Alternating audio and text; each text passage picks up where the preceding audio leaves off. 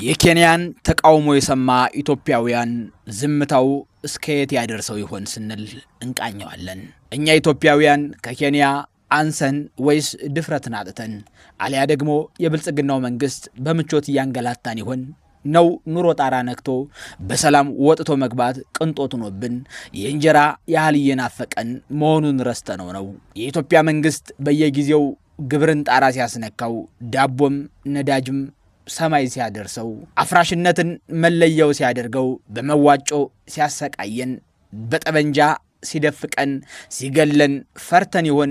መፍራቱስ ወግ ነው በሆነ ፈርተን መቻበለጥንና በሙስና ሲግጠን በጦርነት ሲያምሰን የገባውን ቃል ክዶ አሻግሯቸዋለሁ ብሎ ከመንገድ ሲያስቀረን እንደ ህዝብ ምን እርምጃ ወሰድን? ምንስ የጋራ አቋም ያዝን? እንዲያው ከችግራችን የብሔር ፍቅራችን በልጦብን በየወቅቱ የሚወጡ ረቂቅ አዋጆችን አይናችን ታወረ አልታየን አለ። ግን እኮ የኑሮ ውድነቱ ብሔር አያውቅም፣ ሃይማኖትም አይመርጥም።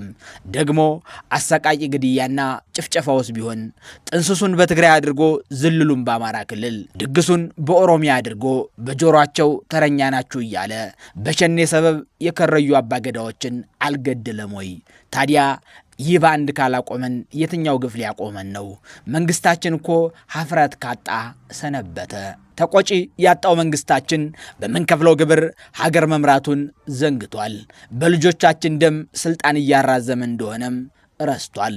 ታዲያ ኢንጂነር ስመኘው በቀለ፣ ድምፃዊ ሀጫሉ፣ ጀነራል ሰዓረ፣ ዶክተር አምባቸው፣ አሳምነው ጽጌ እኒህ ሁሉ ሙተዋል። ስለ እነዚህ ሰዎች ግን እንዴት በጋራ ፍትህን መጠየቅ አቃተን? የከረዩ አባገዳዎች ላይ የተፈጸመው መንግስታዊ ጭፍጨፋ እስከ ትላንትናዋ ሰዓት ድረስ በኦርቶዶክስም በሙስሊምም የሚቃጠሉ መስጊድና አብያተ ክርስቲያኖች የሚሞቱ ሸዎችና ቄሶች እንዴት ተረሱ?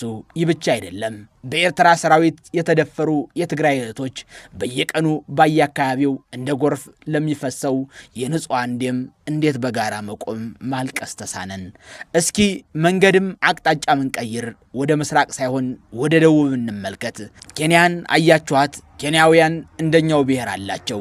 ሲኳረፉ በብሔር ተቧርነው ተቧክሰውም ያውቃሉ። በጋራ ሲበደሉ ግን በጋራ አደባባይ ይወጣሉ።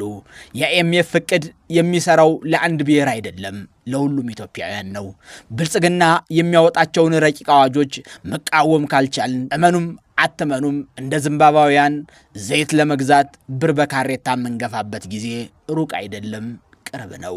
ምክንያቱም መንግስታችን ሃይባይ ካጣ ሰነባበተና። እንደ ማንኛውም አፍሪካዊ ሀገር በኬንያም ብልሹ አሰራሮች አሉ። ግን ሰው በየቀኑ አይገደልም፣ ከቀየውም አይፈናቀልም፣ እንደወጣ አይቀርም። በአሸባሪና በጽንፈኛ በጁንታ ሰበብ በድሮን አይደበደብም። እኛ ኢትዮጵያውያን ግን እንደወጣን እንቀራለን። ገበሬው ያበቀለው እህል በመድፍ ይቃጠልበታል። በጦርነት ከርሞም ከግብር አያመልጥም። ቢያጣ ተበድሮ አሊያም ታስሮ ይከፍላል። ይህ ሁሉ ኬንያ የለም። የኛው ጠቅላይ ሚኒስተር ነዳጁን ከ2225 አድርሶ ዘይቱን ከ350 1700 አድርሶ የዋና የመብራት ክፍያን በ400 ጥፍ አሳድጎ እንዲህ እያደረገም ያልጠገበው የ4 ኪሎ መንግስት ለውጡ የታለ ሲባል ምላሹ ለውጡ አይታያቸውም፣ አይናችሁ ታውሯል፣ ለውጥ አይቶ ማያውቅ ሰው ለውጥ አይታየውም ሲሉ ይዛበታሉ። እርቦኛል ላለው ኢትዮጵያዊ ደግሞ መልሱ ቅንጡ ሪዞርት ሰርተንላችኋል፣ ተዝናኑ፣ ይህ ዱባይ እንኳን የለም ሲሉ ያፌዛሉ። የኛ አይደለም ጠቅላይ ሚኒስተሩ አንድ የብልጽግና የቀበሌ ካድሪ ቢያጠፋም ያስራል እንጂ አይታሰርም፣ ይጠይቃል እንጂ አይጠየቅም። የኬንያ ግን ፕሬዝዳንቱ አልጠየቅም አይልም። ሚዲያው በሙሉ ቄስ ሞገሴም አይሆንም። ፍርድ ቤቶችም መንግስት ይፈራቸዋል። ፍርድ ቤቶችም መንግስትን አይፈሩም። በመንግስት ላይ ቀጭን ትእዛዝ ያወጣሉ፣ መንግስትም ያስፈጽማል። ለፍርድ ቤቶች ከላይ እስከታች ያለው ለህግ ሲል ይሰግዳል። የኬንያ መንግስት በየወሩ አዳዲስ የታክሲ አዋጆችን ዜጎች ላይ አይሞክርም። የኬንያ ጋዜጠኞች ቤተ መንግስት ገብተው ፕሬዝዳንቱን በእጅ ደም አለ ገዳይ ነህ ይሉታል።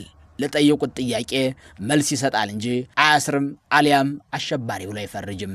የኬንያ መንግስት የዛሬ ዓመት ገደማ በነ አይኤምኤፍ ሙከራ ተገፋፍቶ የዳቦና የዳይፐር የመሳሰሉት ላይ ተጨማሪ ታክስ ሲጥል ህዝቡ ደግሞ ታክስ ጣዩን ለመጣል ተባብሮ አደባባይ ወጥቷል። 40 የሚሆኑ ዜጎችም በፖሊስ ተገድለዋል። ተቃውሞ ሲበረታ ፕሬዝዳንቱ ማሩኝ ብሎ አዋጁን ሻረ። ካቢኔያቸውንም በተኑ። የፖሊስ አመራሮችንም አገዱ። በአደባባይ ወጥተውም ይቅርታ ጠየቁ። የብልጽግናው መንግስት እንዲህ ህዝብን እየበደለ የሚኖር ካቢኔ ካለ የተሻለ ሹመት ያገኛል እንጂ ማን ወንዱ ነክቶት። የኬንያ ህዝብ 3 ዓመት ያስተዳደረው መንግስታቸው 40 ሲገድል ተቃውሞ ገጥሞታል። የአዲስ አበባው መንግስት ግን የሚመራውን ዜጋ በሚሊዮኖች ሲገድል ማነባይ የለውም። በቢሊዮኖች ሀብትና ንብረት ሲያጠፋ ተቆጭም የለውም። ይህ በአፍሪካ ፖለቲካ ከለመድነው አንጻር በኬንያ የሆነው ከበቂ በላይ ነው ብንል የተጋነነ አይሆንም። በዕለተ ሮቡ ዋና ከተማ ናይሮቢ ትምህርት ቤቶችና ንግድ ቤቶች በሙሉ ጥርቅም ተደርገው ተዘግተዋል። ሩቶ መስትጎ ለሚሉ ወጣቶች መንገዶቿን ክፍት አደረገች። ባለፈው ዓመት የተገደሉት በቂ ፍትህ አላገኙም። የኑሮ ውድነቱ አልሰከነም። ሙስናው አልቀነሰም። ፖሊስህም ረቂቅ አዋጅህም አልተመቸንም ያሉት የኬንያ ወጣቶች መጣን በዓመቱ እንዴት ሰነበቱ ሲሉ ከተማውን በተቃውሞ አስጨንቀውታል።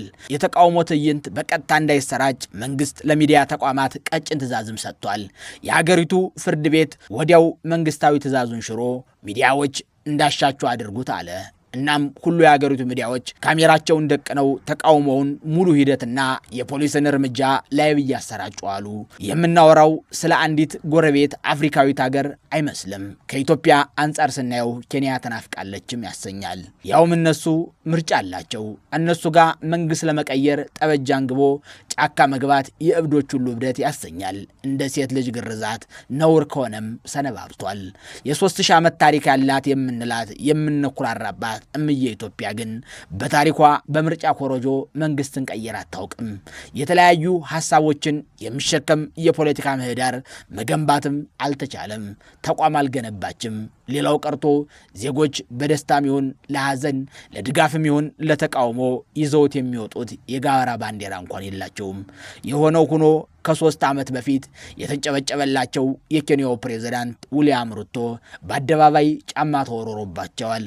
የድሆች አባት ተብሎ እንዳልተወደሱ አሁን ግን ግብር ቆራጩ፣ ማፊያው፣ ቃላባዩ፣ ሀብት አባካኙ፣ ዙረታሙ እያሉ አሉታዊ ጎናቸውን የቅጽል ስም እየከመሩባቸው ነው። ፕሬዝዳንት ዊልያም ሩቶ ዙረታም የተባሉት ተከራይተው ሮም ለቀብር ስለሄዱ ነው።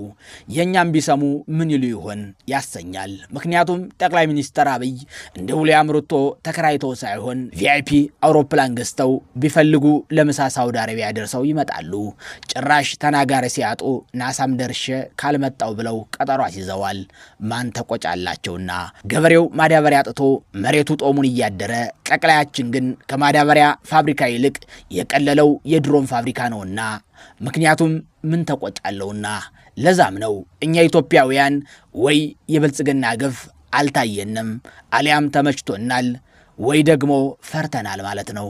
በዚህ ቆየን። ይህ ኢትዮ ማለዳ ነው።